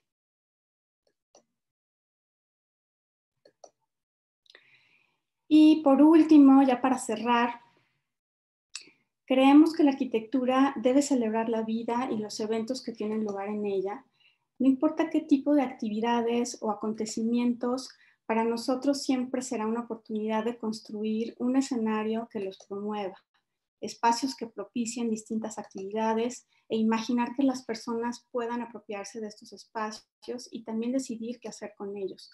Por supuesto, nos preocupa la arquitectura en términos de estructura, orden, geometría, espacio, pero imaginar situaciones dentro y alrededor de ellos es una pregunta que siempre es estimulante responder. Pero a veces las experiencias más significativas suceden en espacios como este, donde el uso no es tan específico, pero que tienen el mayor potencial del lugar, como sucedió en esta casa, donde la naturaleza preexistente era el escenario perfecto para construir experiencias en lugar de construir cubiertas. Y la vida pasa aquí, las reuniones suceden debajo de la sombra de este gran árbol. O aquí, donde el encargo fue únicamente diseñar un punto de seguridad para controlar el acceso vehicular y peatonal a un pequeño grupo de casas. Pensamos en una pequeña torre que al cruzarla te ofreciera una experiencia, sorprender a los peatones que cruzan el ingreso con esta linterna de luz desde el techo, y la oportunidad de hacer también un pequeño espacio público que ofreciera un momento de descanso y de sombra cuando estos árboles crecieran. O cómo con acciones tan simples como en el pabellón del Eco era posible promover un foro o desde la calle hacer que los visitantes del museo sorpresivamente se asomaran hacia la calle y hasta un vendedor de helados podía hacer una venta. O de nuevo con los niños aquí, cómo usan los pasillos cubiertos como una extensión del aula, escondiéndose del intenso sol de la costa tropical, aislándose por un momento. Y dentro de las aulas, cómo empiezan a ocurrir todo tipo de acontecimientos sugeridos por la forma del espacio, siempre promoviendo la idea de centro. En una de nuestras visitas, cuando la escuela ya estaba en funciones preliminares, notamos que había algunos dibujos en las aulas. Les habían pedido a los niños que dibujaran su casa y su escuela, pero sorprendentemente para nosotros, la diferencia entre los dibujos de sus casas y la escuela fue que cuando dibujaron su escuela, pudieron hacerlo tal como era. Esto significó mucho para mí porque no estaban tratando de encontrar un arquetipo para representar una escuela, como haría un niño para dibujar una casa. Estaban dibujando su propia escuela. Aquí nos dimos cuenta que la arquitectura todavía tiene el poder de significar, de comunicar. Y en esta imagen, que es una recompensa muy especial hacia el trabajo que hacemos, me gusta pensar que detenernos en estos momentos y detalles dan un sentido profundo y distinto a lo que hacemos todos los días. Y con esto termino. Muchísimas gracias.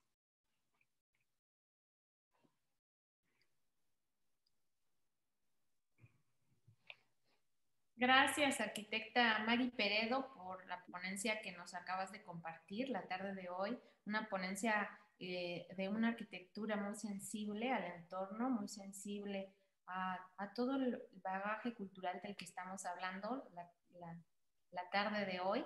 Le vamos a dar ahora la palabra a la arquitecta Cristina López Uribe. Por favor de ponerse.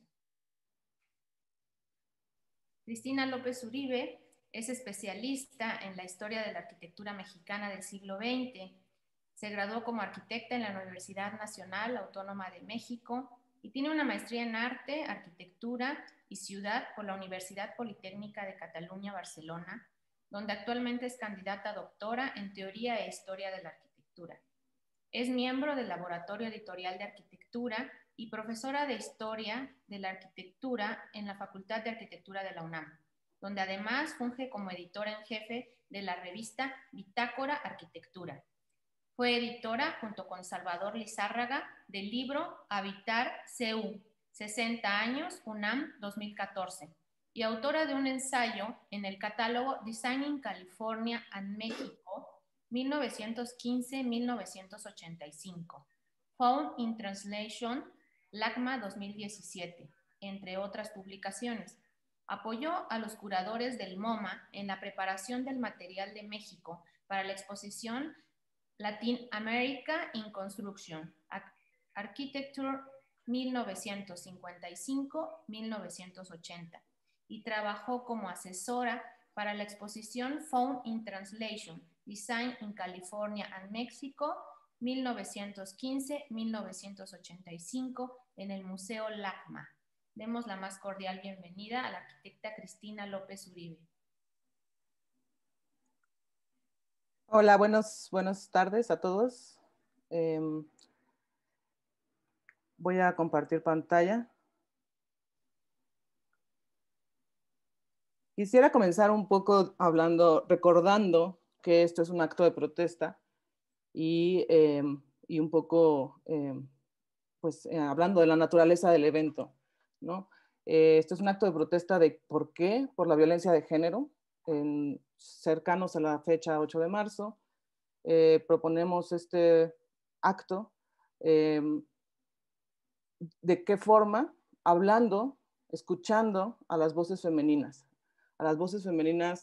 que adquirieron cierto protagonismo recientemente en la arquitectura, en una disciplina en la que normalmente no se escuchaban estas voces. Entonces, es motivo de orgullo y de interés, precisamente en estas fechas, escuchar estas voces.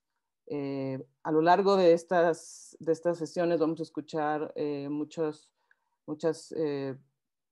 arquitectas talentosísimas hablar de su obra, y esto abona a qué es lo que pueden proponer las mujeres para esta disciplina y cómo hacemos las cosas. Intentamos hacer las cosas de una forma distinta a la que se ha hecho en el patriarcado en el que estamos viviendo. Yo, bueno, en ese sentido, no represento a este perfil de arquitecta talentosa que ha venido sobresaliendo en los últimos años. Pertenezco a un perfil con el que también se puede ser arquitecta, que es, represento a muchísimas mujeres que nos dedicamos a la docencia, a la investigación, y a la difusión y a la cultura, ¿no? Y este es un puesto que ha sido ocupado por mujeres por mucho más tiempo que el que ocupan mis compañeras que me acompañan en este acto de protesta. Por muchísimos años las arquitectas las mujeres no eran confiadas en labores de obra y construcción, por ejemplo, y entonces las egresadas de nuestras facultades y de nuestras escuelas de arquitectura tenían que buscar trabajo en el gobierno, en la cultura, en la docencia, ¿no? Entonces, desde esta postura yo les voy a hablar pues de mi experiencia, quién soy yo y cuál es mi trabajo, mi forma de acercarme a la arquitectura, mi forma de abordar la arquitectura es desde el campo de las ideas, criticando, poniendo en crisis la cultura arquitectónica y proponiendo nuevas lecturas, deconstruyendo la historia, deconstruyendo los discursos, etc. Sobre todo, también, bueno, como autora de ensayos, como editora y como promotora de eventos culturales como exposiciones y demás. También en mi hacer, es una de las cosas que más me apasiona es la investigación y el hecho de descubrir ciertas cosas como este plano que fue para mí fundamental, porque pone en cuestión toda una especie de lectura sobre la arquitectura, y eso también es una aportación que podemos hacer desde otras trincheras, digamos, ¿no? Este plano que apareció en esta exposición, que apareció en nuestro libro de Habitar CU, y que cuestiona toda una forma y una lectura de ver las cosas. También está otro descubrimiento de la firma en la casa de Diego Rivera y Frida Kahlo, en la construcción de Juan O'Gorman. Esta es mi trinchera, digamos, más importante, la que cuestiona, la que pone en crisis, la que abre a debate, cuestiona lo establecido y sobre todo, rompe todo, digamos, intentamos romper todo. También con exposiciones que proponemos, por ejemplo, esta sobre el 68. También hago arquitectura a veces, ¿no? Esta es una remodelación de la librería Jaime García Terrés en el acceso a Ciudad Universitaria por Avenida Universidad 3000, pero no es lo que ocupa el 100% de mi tiempo. Lo que ocupa el 100% de mi tiempo es mi actividad como académica en la UNAM. En ese sentido, ha sido fundamental para mí, bueno, una de las tareas fundamentales para mí ha sido este activismo, ¿no? Yo sí me declaro completamente feminista, soy feminista y soy feminista incluyente, en el sentido de que mi feminismo no se limita de ninguna forma. Para mí el feminismo es la lucha por el derecho de las mujeres, pero también por el derecho a las mujeres que son, a las personas que son percibidas como mujeres. Esto incluye a los trans, a las mujeres trans y a los hombres trans también, y a las personas no binarias. Entonces, estoy a favor del aborto y además participo de la Comisión Local de Género de la Facultad de Arquitectura desde hace 2 años, que está en proceso de reconstrucción. Y bueno, desde esta trinchera hemos hecho algunas actividades reivindicativas súper interesantes desde mi punto de vista, como esta de renombrar los espacios de la Facultad de Arquitectura de la UNAM, que todos tienen nombres de arquitectos, excepto un par de espacios, Clara Porcet y Pepita Saizó. El resto de los nombres de los espacios de la Facultad de Arquitectura son de hombres. Entonces hicimos este evento hace 2 años, en la conmemoración del Día de la Mujer, de renombrado de los espacios de la Facultad de Arquitectura. ¿Esto por qué es importante? Porque cotidianamente estamos repitiendo esquemas y estructuras de poder que refuerzan el heteropatriarcado en el que vivimos y no nos damos cuenta. Es por esto que la arquitectura es tan importante y tan fundamental en el, digamos, en el activismo diario, en la lucha porque las mujeres tengan derechos y por evitar la violencia de género.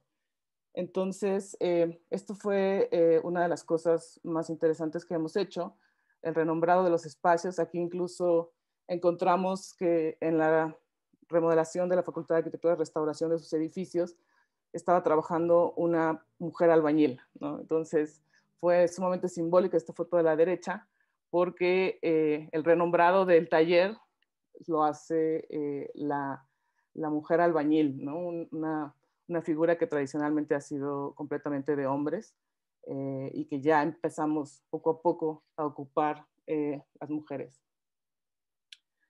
Hace 1 año también ser académica, ser profesora de la Facultad de Arquitectura también implica acompañar en su lucha a toda la comunidad feminista o de mujeres de la facultad en sus luchas y en sus demandas y ser solidaria y tener sororidad. Entonces, hace 1 año, por ejemplo, participamos de la marcha en el contingente de arquitectura y en una postura que a veces es un poco compleja de entender, pero que tiene que ser así, que es de acompañar a las estudiantes, a la comunidad estudiantil en sus luchas sin ocupar la posición de poder que normalmente ocupamos como profesoras o como académicas de la facultad. Es decir, si yo me pongo a opinar algo, no es lo mismo que a que opinen ellas, ¿no? Entonces es dejarlas hablar, escucharlas y acompañarlas. Bueno, como académica también una postura importante que tenemos que tomar todas es reconstruir la historia de la arquitectura, destacar estos personajes que han sido relegados de la historia, que han sido olvidados, y intentar hacer una nueva lectura de la historia de la arquitectura. En este sentido, para mí ha sido fundamental los escritos de Beatriz Colomina. Quienes me conocen saben que Beatriz Colomina ha sido, desde los años 90 que lo leí el último año de mi carrera, ha sido una guía muy importante en cuanto a su lectura sobre los medios de comunicación de la arquitectura, pero también en cuanto al género, a cómo estudia el tema del género, desde una situación de cómo se maneja el poder, ¿no? Entonces, esto es una tarea que todas las académicas tenemos, meter en más mujeres en nuestras lecturas históricas y meter más referencias de mujeres, ¿no? Escritos hechos por mujeres. Ni hablar del tema mexicano, ¿no? Aquí está una foto de Ruth Rivera y de María Estela Flores, quienes han sido completamente olvidadas, ¿no? Y apenas estamos intentando rescatarlas para su estudio, pero que tenemos que, por supuesto, incluirlas en todas las clases de historia de todas nuestras universidades. Poco a poco lo podemos ir haciendo, incorporando estos nombres y estas historias. De hecho, tejiendo una historia a través de los nombres femeninos.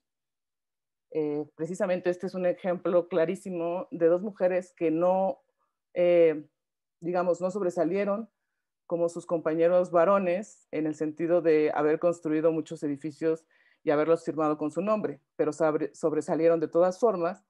María Estela, en su participación en las obras del gobierno más importantes, que son la Ciudad Universitaria, era la jefa de proyectos del despacho de Mario Pani, y en el centro médico, por ejemplo, o en los multifamiliares y en las clínicas, y Ruth Rivera en el terreno de la cultura, ¿no? Siendo directora del IMBA y habiendo promovido muchas exposiciones, publicaciones y otro tipo de eventos culturales. En ese sentido, antes de esto quisiera también agregar que como profesoras de la facultad y como académicos, también es nuestra responsabilidad abrir los espacios para que los estudiantes puedan, y los estudiantes también, puedan manifestar sus dudas y sus problemáticas al respecto de la violencia de género. Es decir, si no nos paramos y nos ponemos a preguntarles a ellos, pues no estamos haciendo las cosas bien. Entonces, una cosa que hacemos cotidianamente las profesoras, en la medida en que podemos, no lo hacemos lo suficiente, esto es fundamental, no lo hacemos lo suficiente, lo tenemos que hacer más, pero bueno, es una buena cosa que hacer es detenerse, hablar con los estudiantes y decirles que externen todas sus preocupaciones. Uno le llamará muchísimo la atención cómo tienen tantas dudas y cómo tienen tantas ganas de hablarlo. También ofrecerles los teléfonos de ayuda y de todas las vías que la facultad y que la UNAM tienen para que atiendan sus problemáticas de acoso sexual, de violencia sexual y demás. Todavía hasta hoy se sigue violentando cotidianamente a las mujeres en las aulas de clase y esto es una cosa que tenemos que denunciar y no hacer un acto de protesta como este. Bueno, en cuanto a la investigación, que es, digamos, la otra tarea, son 3 tareas de la universidad: la investigación, la docencia y la difusión. En cuanto a la investigación, nuestros 3 temas de estudio del Laboratorio Editorial de Arquitectura, que es un laboratorio de investigación, tienen que ver con mujeres. Esto es importante destacar. Claro que las mujeres son importantes en todos los temas de investigación, pero hay que destacarlo, hay que enfatizarlo y hay que subrayarlo. En México 68, por ejemplo, la directora de publicaciones era una mujer, Beatriz Trublow. Esto es completamente inusitado para ese momento histórico y nadie lo menciona, no es una cosa que se ha estudiado a profundidad. Bueno, ni hablar de todos los temas de género que surgieron en estos Juegos Olímpicos, así como también raciales. El otro tema de estudio, Clara Porcet, bueno, desde el nombre sabemos que hay una mujer involucrada, pero es una mujer que todavía ha sido, aunque ha tenido muchísima atención dentro de nuestros campos de estudio, todavía hay muchos temas que explorar al respecto. De entrada, por ejemplo, denunciar que cuando se habla de ella se habla como Clarita Porcet, ¿no? Este infantilismo en la forma de nombrar a las mujeres, con la que también estamos un poco en contra, ¿no? Aunque sea por cariño. Y bueno, el tercero es Terborn, el primer libro que hay sobre arquitectura moderna en México, que fue hecho completamente por una mujer, bueno, no completamente, pero fue hecho por una mujer, por iniciativa de una mujer que viajó sola en un automóvil desde San Francisco, California, hasta la Ciudad de México y tomó fotografías de los edificios que en ese momento comenzaban a construirse en 1937 en estilo moderno. El primer libro de arquitectura moderna en México fue hecho por una mujer y todavía hay mucho que decir al respecto y mucho que analizar al respecto. La revista Bitácora, mi labor como editora en la revista Bitácora me ha permitido ir poniendo un poco de mi parte al respecto de todo lo que hay que hacer todavía por visibilizar el trabajo de las mujeres y por entender qué significa la arquitectura desde la perspectiva de género. Les digo, no es suficiente, este número de género se hizo desde el 2016 y no hemos vuelto a hacer uno nuevo cuando es súper importante tocar el tema. Aún así,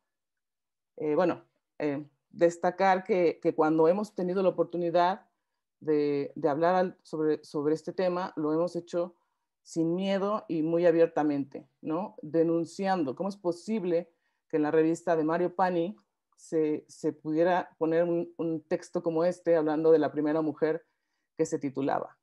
Un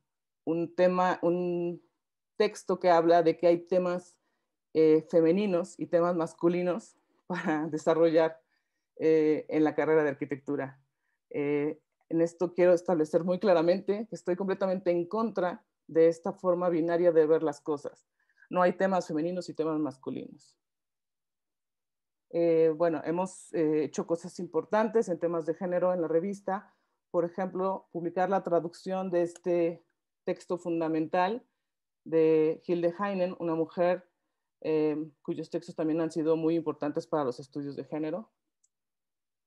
Y otros artículos que también son bastante importantes en el tema, como este que escribe Paola Sellner sobre el Archivo Internacional de Mujeres en Arquitectura, que está en Virginia Tech y que van haciendo cada vez más una labor de recopilación de archivos de mujeres y que lo van mostrando de una forma muy interesante a partir de los fragmentos. O este otro texto de Luz María Rodríguez, que habla sobre entender los archivos de arquitectura, pero desde el cuidar, desde una visión matriarcal.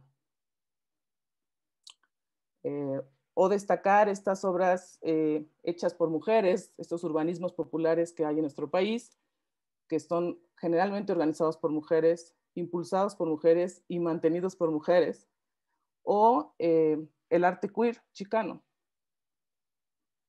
La revista de todas formas tiene mucha labor todavía que cubrir, sin tener una cuota de género establecido. Estas son las estadísticas, ¿no? Parece que tenemos una cierta paridad, sin embargo podemos ver número por número que hay temas que son completamente masculinos y temas que son completamente femeninos. Entonces hay mucho que avanzar aquí. En ese sentido, para mí, fue para mi aprendizaje, que todos los días aprendo, todos los días intento abonar, fue fundamental la lectura de este texto y la traducción de este texto de Catarina Bonnevier, que es un análisis queer de la casa E1027 de Eileen Gray. ¿Por qué es importante para mí esta obra?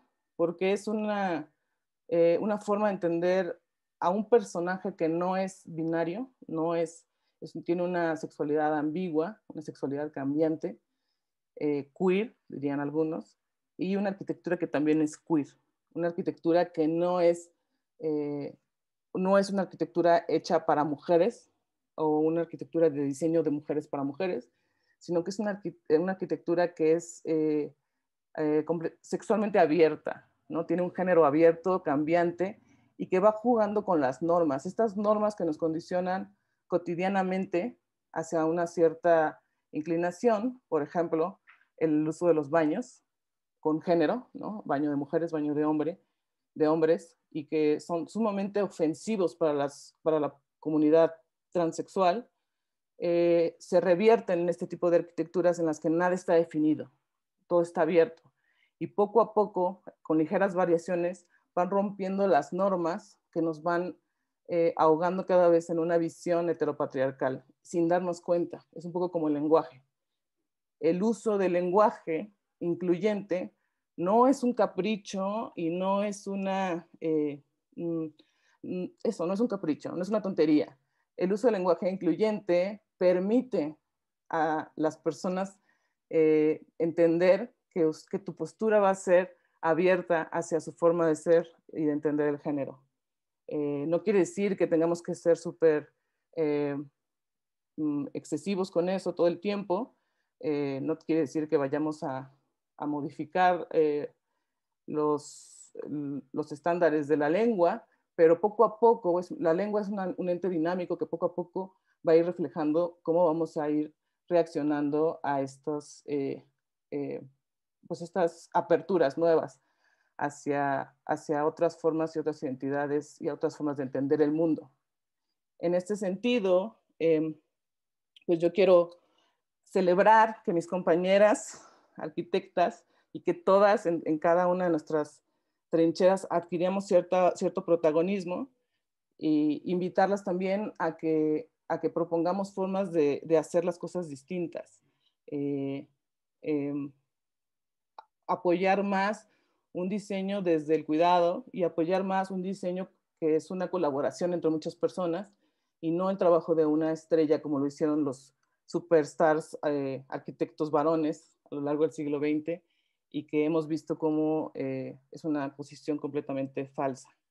Y sobre todo esto que les decía, no replicar esta forma cerrada de entender el diseño, sino al contrario, ser incluyentes cada vez más y hacer las cosas flexibles.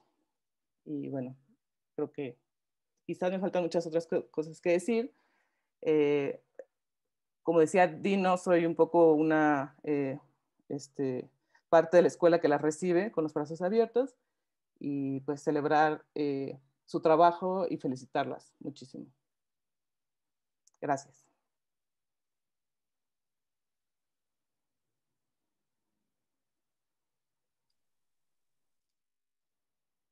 Mil gracias, arquitecta Cristina. Muchas gracias por compartirnos tu visión, tu perspectiva como catedrática y como promotora también de esta equidad de género por la que se está realizando este acto de protesta. En efecto, estamos enfocados a esta equidad y para eso se realizó este evento. La tarde de hoy tuvimos a 3 grandes ponentes que desde su perspectiva han realmente abonado al ámbito, han generado un cambio de perspectiva hacia un nuevo enfoque, hacia un nuevo enfoque de equidad, hacia un nuevo enfoque en que las mujeres nos sintamos libres de transitar por nuestra profesión y en general en nuestra sociedad. Les agradezco enormemente, les agradecemos todo el comité organizador de este evento, la ponencia que nos han brindado las 3 arquitectas, Gabriela Echegaray, Maggie Peredo y Cristina García Uribe, la tarde de hoy. Y les agradecemos, por supuesto, a los asistentes que estuvieron con nosotros por esta sesión por plataforma digital Zoom, que estuvieron también con nosotros en YouTube, la Liga de la Facultad de Arquitectura de la UNAM, y que también estuvieron por nosotros en el Facebook Live de Arquitectas FECAR, de la Federación de Colegios de Arquitectos de la República Mexicana. Tuvimos un gran público de mujeres y hombres interesados en este tema. El día de mañana tenemos otra sesión, es a la misma hora, a las 12 del día, y les invitamos a acompañarnos a esta sesión. Les pedimos disculpas porque el día de hoy tuvimos unos problemas técnicos que hicieron que no todo fluyera muy bien al principio. Sin embargo, bueno, son cuestiones técnicas, pero contamos con realmente 3 ponencias magníficas que realmente abrieron este acto de protesta y que abonan mucho al enfoque que todos los que estamos aquí presentes queremos que ya se logre en la sociedad y, bueno, particularmente en la arquitectura. El día mañana, domingo 7 de marzo, tenemos a las 12 del día a la arquitecta Marcela González. A las 12:45 tenemos a Andrea Soto. A las 1:30, 13:30 horas, tenemos a Isadora Hastings. Y a las 14:15 horas tenemos a Aisha Ballesteros. Tenemos mañana 4 grandes ponentes que nos darán pues el enfoque que tienen ellas desde su trabajo y su perspectiva sobre este acto de protesta. El día de mañana tendremos una sesión de preguntas y respuestas tras cada una de las ponencias de las arquitectas y también el día de mañana, por favor, les pido a los que tengan preguntas para las arquitectas del día de hoy que también se podrán contestar. Tendremos una gran sesión mañana, los esperamos. Por favor, les agradecemos su presencia el día de hoy, a las ponentes, a los organizadores, al comité organizador, a todas las arquitectas que están haciendo posible esto, hombres y mujeres que están generando un cambio. Les agradecemos su presencia y les damos las buenas tardes.